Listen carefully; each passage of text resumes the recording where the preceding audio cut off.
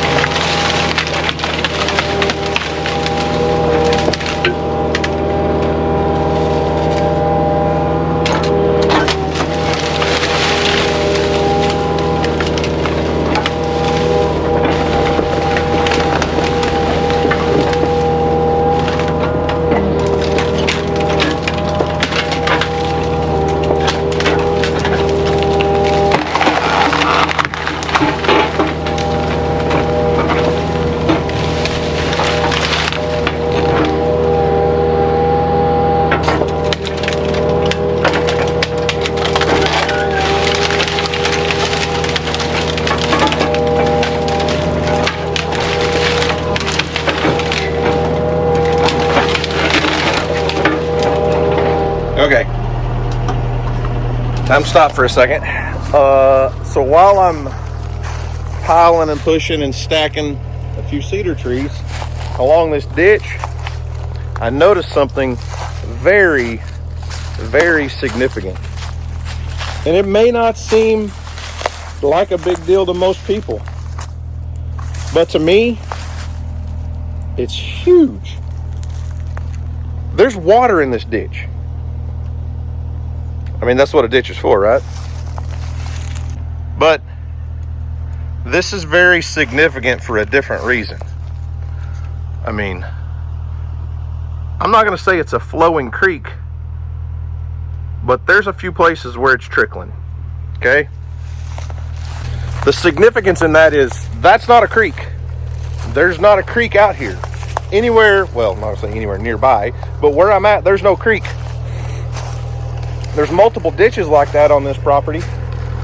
And the significance is we have not had a decent measurable rainfall since Thanksgiving. I think November 25th. I looked back at my notes earlier and we had a few good rains in September. I've got about 4 inches of rain in September. October, it was like 2.5. November, it was a little less than 3. And we've had a few hazy days, misty days, drizzly days, but not a measurable amount of rainfall since November 25th. And there's water flowing in this ditch.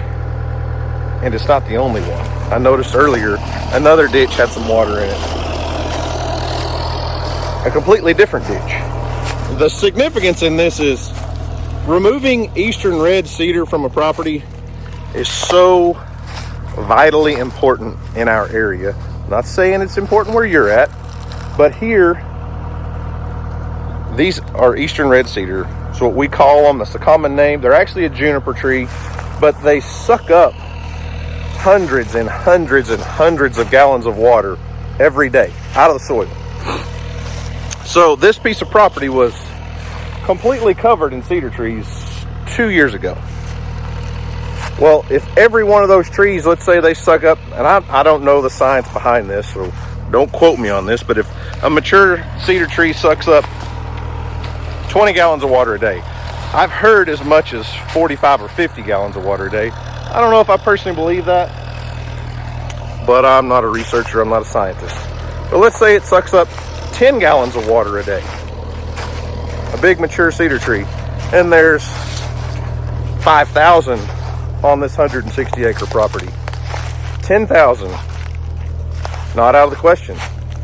How much groundwater are they soaking up that never makes it into a little stream like this, a little ditch? And the significance in that is that's water for everything else. If there's that much water in the water table, it's that close to the surface, all the rest of the hardwoods are able to get so much more water. The native grass gets so much more water. The wildlife, I mean, it's not the biggest creek right now, and it's full of brush. We're gonna have to burn all of this out of here eventually. But the wildlife has water sources. Deer can travel. Yeah, deer's gonna travel half a mile to get to water. But what about a squirrel or a rabbit or songbirds, turkeys, quail? That little water source right there is vital for their survival. And that wasn't here in the past. When this place was completely covered in cedar trees and overgrown in brush, that water was not there except for when it rained. So there you go. My soapbox for the day. Cedar trees suck up water. Now I gotta try to work my way back up in this. I'm not getting old. It's not old. I just worked out a little too hard today. And my legs are mad at me for it. So, all right, back to work.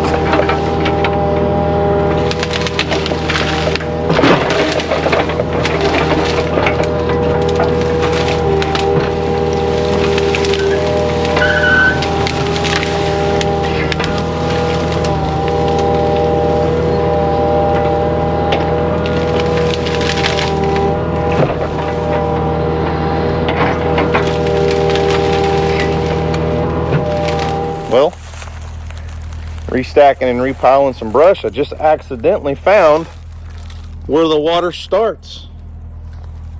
It's dry up there. Everything up there is dry, completely dry. Dry to here, low spot is where the water starts, and then it starts trickling down from there. There's kind of a place where it's seeping in right here. I'm not going to say this is a good, healthy spring by any means. It's probably just groundwater seeping in, but I think, I've got an excavator sitting there. I think I may clean this area up a little bit more and kind of dig some of that out and just over time see what happens. I don't want to make a big giant hole here, but there is the start of some groundwater right there.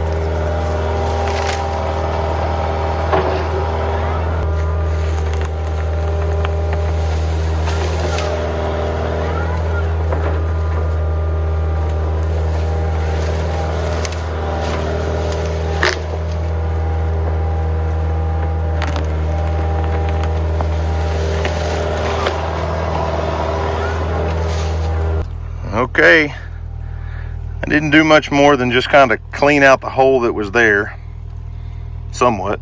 I didn't want to dig a giant hole out here in this ditch, but it'll be interesting to see what happens with this. There's definitely some water seeping in. Like I said, I don't think it's a spring. I think it's just groundwater seeping up from a low water table. And now that we don't have thousands of cedar trees sucking up the water, it's actually in the ground where it should be. So it's pretty cool. Nice little bird bath out here in the middle of the woods. And I hear birds everywhere.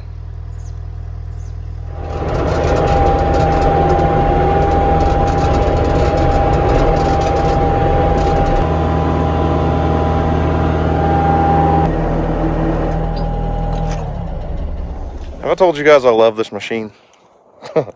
Yes, I could have done most of that work with a chainsaw, but there was a lot that I was wanting to repile and restack, and I know we're not going to burn it anytime soon, but the more I can do to prepare ahead of time, the better success we're going to have when we do burn it. But the Kato, I love that machine. So I'm going to go to the house and get some lunch. It's actually almost 2 o'clock, or might be after 2 o'clock now. And I haven't had lunch, so I'll go get some lunch and then probably run over to Millcrete and try to bait my pigs in.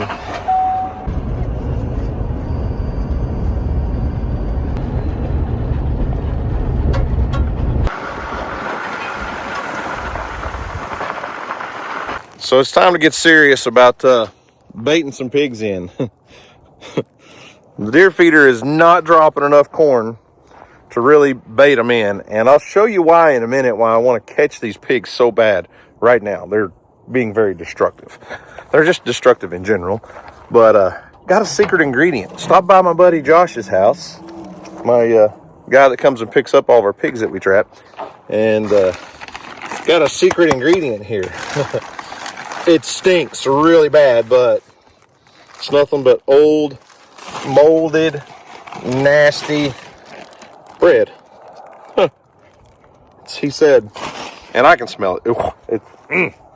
Some of it must be really molded in there. It's getting pretty rank, but anyways, he said it does a really good job of attracting the pigs in to a specific spot so we can trap them. So I don't have a trap here right now, but if I can get them baited in really well, either Either I'll get Josh to bring one of his big panel traps over here, or, like I said earlier, we have the possibility of acquiring another trap soon, I hope.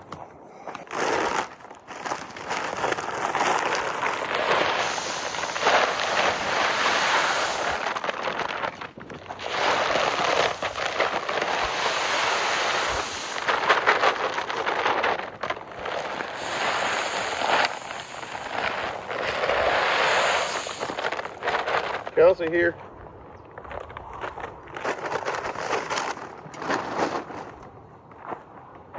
Kelsey, over here. Oh, guys, my legs are killing me today. Woo.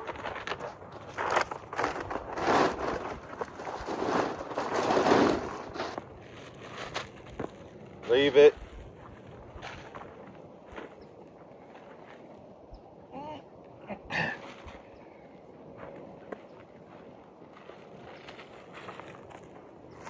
Leave it, Earl.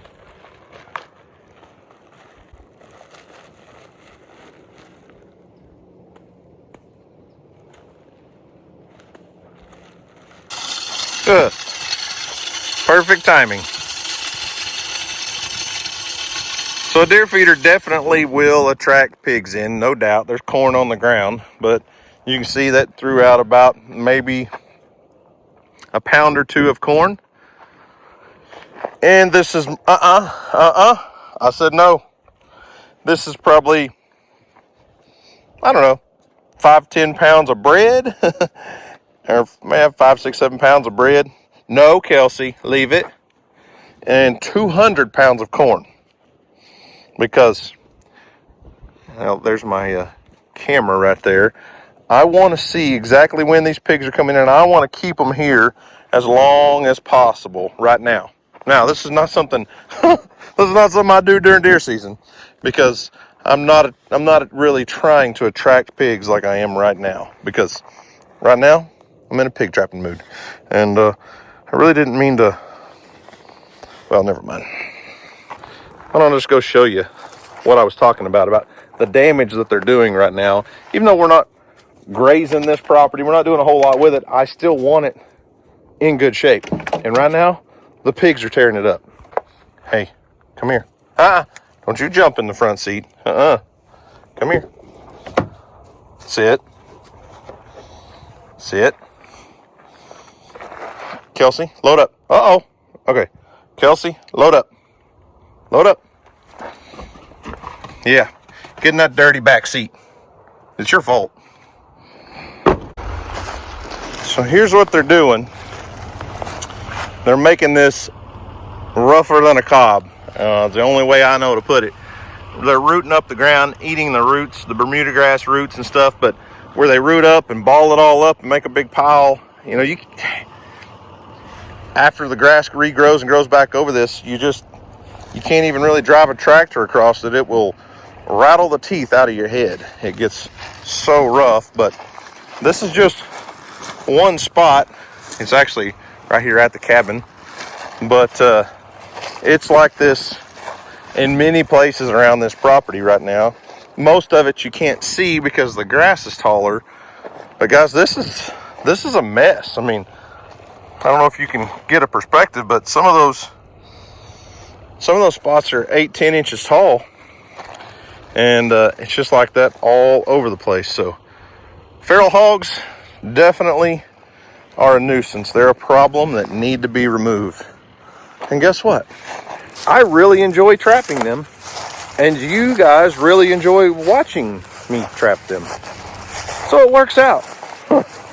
I don't enjoy having to come back with a tractor and fix all of their mess, because, you know, in a year or two I may decide to cut and bale hay here, and my hay baler guys are gonna say, we're not gonna drive across your property and cut hay when it looks like that. Just like at the pecan farm, where they can't harvest pecans when the pigs do this. It makes it near impossible to cut and bale hay efficiently.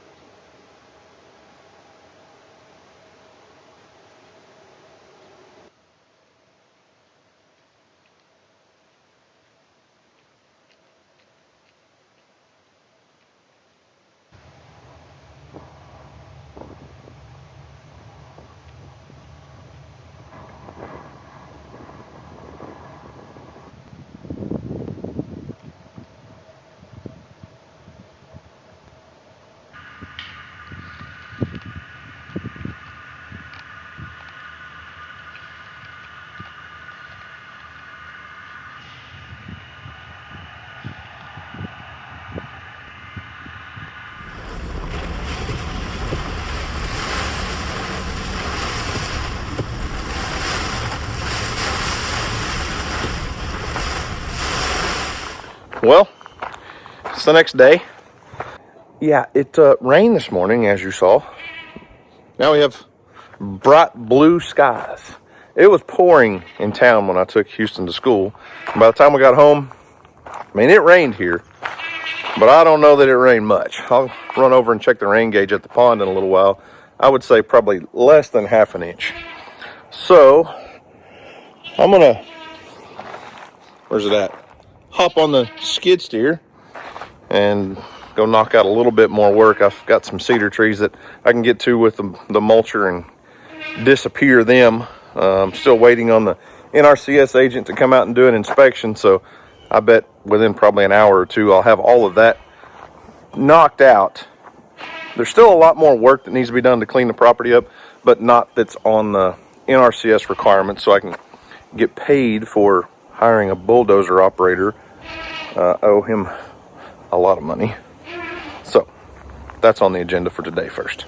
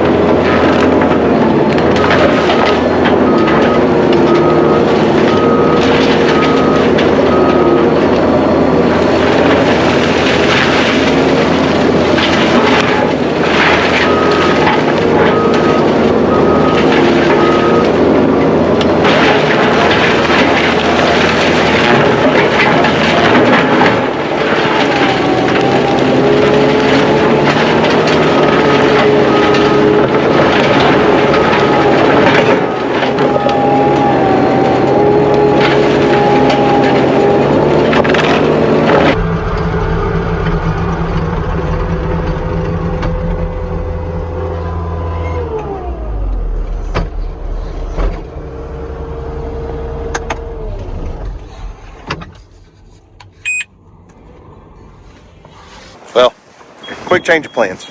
Got something else to go take care of now. Come on. Woo! You've arrived at your destination. The door's blocked. The door's locked? Blocked. Oh, blocked. I was like, well, it better be locked. So we have good news for everyone, right? Waiting on a special delivery. Yeah. Kelsey, come on.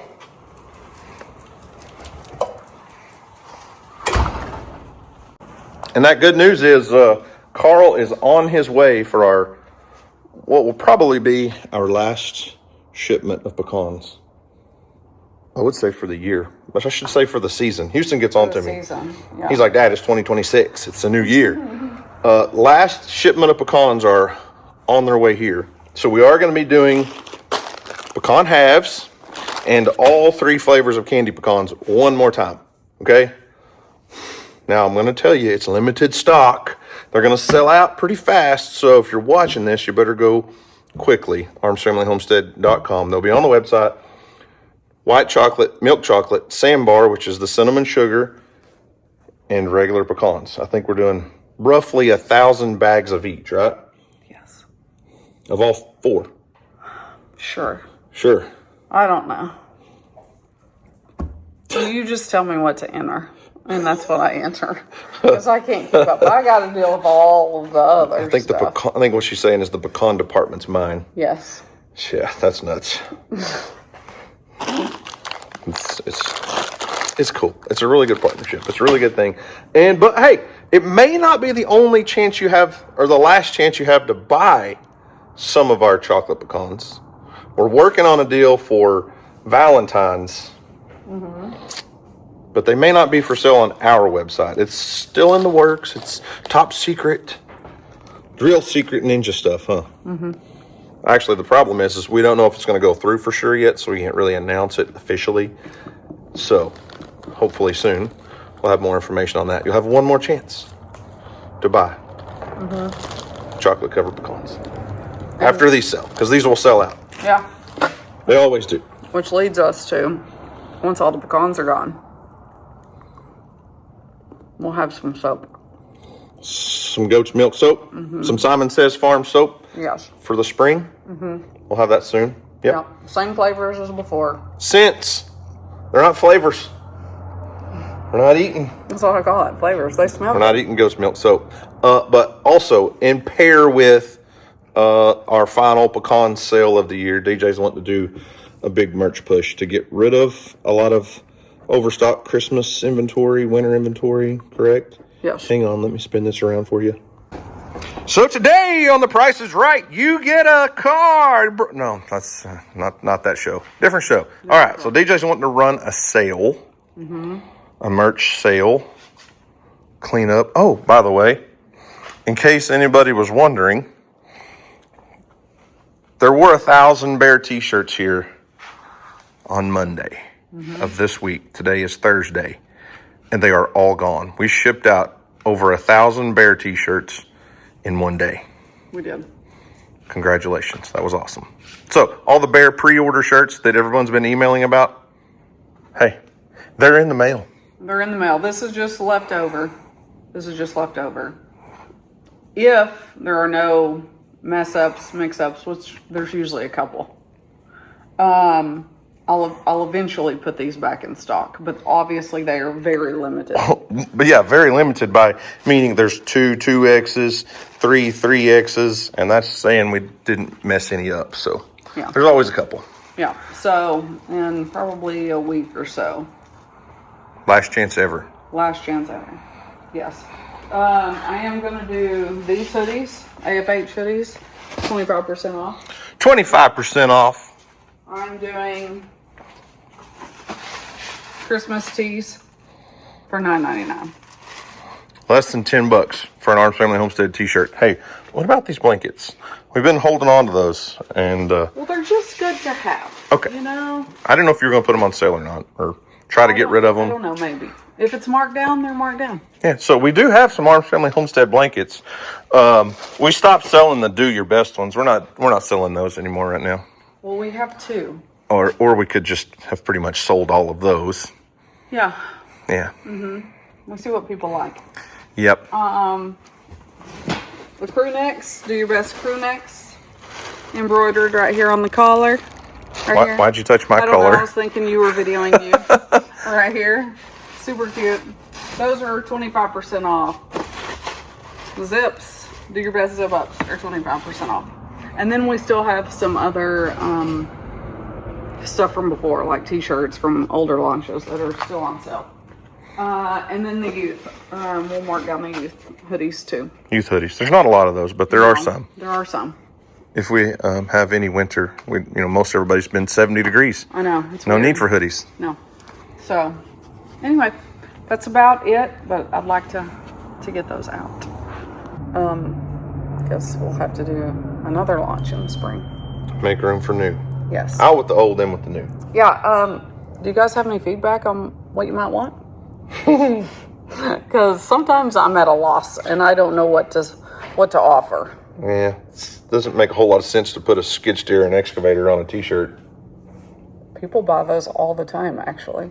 Oh. Well. I mean, I know you've heard of like Carhartt and, brands like that sell those all the time. Well, I don't know if our 55 and older female audience is super interested in buying a t-shirt with my skid steer on it. I agree. They like Rufus and they like Bear and Kelsey. Okay, so yeah, give us some ideas on what you might like. We usually do a fishing shirt, I think, in our summer launch. Maybe it is the spring. It's the spring. It is. It's usually the spring. So we'll figure it out. Yeah. Anyway, it's coming up. We need some suggestions. It's coming up quicker than you think because it takes a long time to plan these, figure out a design, finalize a design, buy the t-shirts, get them printed, get them shipped, and then, they're always at least 3 days later than they need to be. So we do try to start early. But anyways, we're waiting on Carl to get here for our last load of pecan halves. They got all those bagged up this week, and they are on the website, armsfamilyhomestead.com. DJ's running a sale on hoodies, some t-shirts, just excess stuff. We bought too much for Christmas, and now it's time to move them out. Yep. Head them up, round them up, move them out, herd them out. Da-da, da-da, da-da. No, she don't think I'm funny. Oh, I didn't know you should record. Tell you what we were getting until this, somebody tell us what we were getting. Oh, I appreciate it. Well, you don't want to tell somebody to get something and you get it. Then it'd be different, yeah.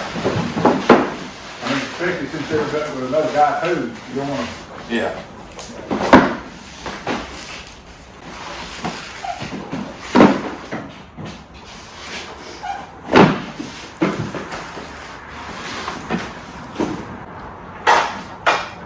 One of these days we're going to wear these boxes out. We can do some several things.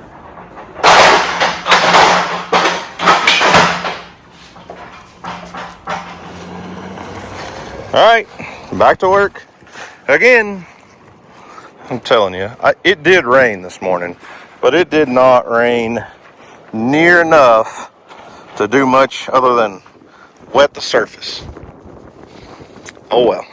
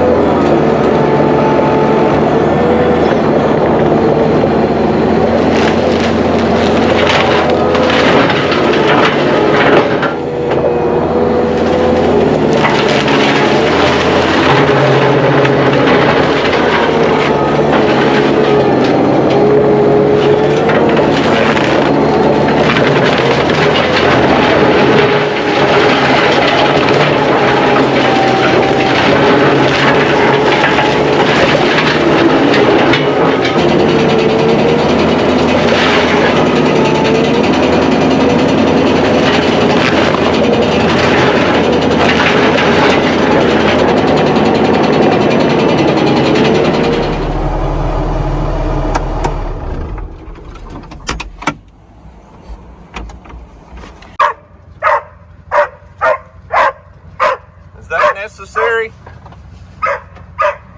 Huh? I don't think it's necessary. Do you, Earl?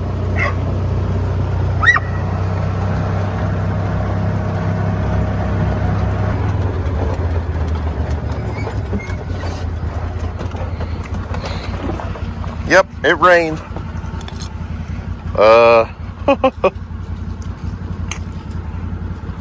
2/10 of an inch. That's all we got. I knew it wasn't much. Thought it was more than 2/10, but the pond is a little low, but I would say it's not. Earl, come here. Hey, don't get muddy. I would say it's not bad compared to a lot of ponds in the area. Honestly, it's not in terrible shape at all. I think it looks pretty good. Well, I think that's what I'm going to call it quits for today. I've got some other stuff I need to do, and weather conditions couldn't be better for running the skid steer and that mulcher right now. Got a little bit of rain to settle the dust, and I don't know, 15, 20 mile an hour winds. Pretty perfect condition to be running that mulcher for sure. But anyways, I guess that's going to wrap it up for me today. Remember, pecans, all the chocolate pecans, the sandbar pecans, everything is up on the website for sale. As of time of posting, they usually sell out within the first day. Usually all in the first day on the chocolate and the sandbar. And then the regular pecans are also there. So there you go. Last big run of pecans for the season for us. And we look forward to doing it again with the Pecan family next year. It's an awesome partnership, awesome family to work with, and I really appreciate it. So anyways, guys, do something today to make somebody smile, because you never know, it just might change the world. So guys, thanks for watching. I hope you enjoyed it. You guys have a great day, and as always, we'll see you on the next video.